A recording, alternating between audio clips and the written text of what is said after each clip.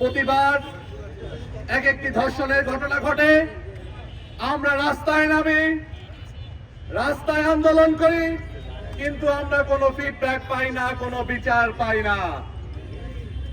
আপনারা জানেন রামপুরায়, নরসিংদীতে আমাদের যে বোনদেরকে ধর্ষণ করা হয়েছে তার কোনো নিউজ মিডিয়ায় আসেনি।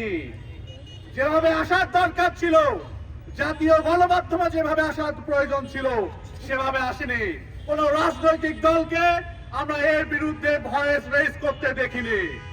আমরা ডাকসুর পক্ষ থেকে ঢাকা বিশ্ববিদ্যালয় শিক্ষার্থীদের প্রতিনিধি হিসেবে স্পষ্ট করে বলতে চাই, প্রত্যেকটি ধর্ষণের ঘটনার বিচার এই বাংলাদেশের মাটিতে হতে হবে। যদি না হয় সারা বাংলাদেশের ছাত্র সমাজ যেভাবে জুলাইয়ে নেমেছিল আবারও রাস্তায় নেমে এর বিচার আদায় করে ছাড়বে ইনশাআল্লাহ। সারা বাংলাদেশের ছাত্র সমাজের পক্ষ থেকে আমরা রাষ্ট্রকে প্রশ্ন করতে চাই, বাংলাদেশের রাস্তাকে আপনারা নিরাপদ করতে পারবেন কবে? আমরা যে বাংলাদেশের স্বপ্ন দেখেছিলাম সে বাংলাদেশে টেকনাফ থেকে তেতুলিয়া আমাদের মা বোনরা চলাচল করবে, আল্লাহর ভয় ছাড়া আর কোনো ভয় থাকবে না। আমরা এই বাংলাদেশের স্বপ্ন দেখি।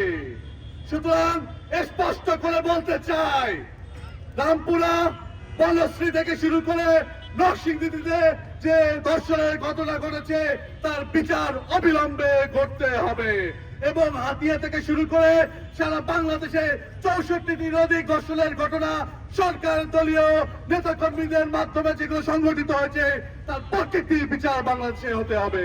সে পর্যন্ত, সে বিচার বাস্তবায়ন পর্যন্ত সারা বাংলাদেশের শিক্ষার্থী সমাজকে রাজপথে থেকে লড়াই করে দাবি আদায় করার মাধ্যমে তাদের দাবি আদায় করে এই ক্ষান্ত হওয়া পর্যন্ত অপেক্ষা করার উদাত্ত আহ্বান জানিয়ে আমার কথা এখানে শেষ করছি।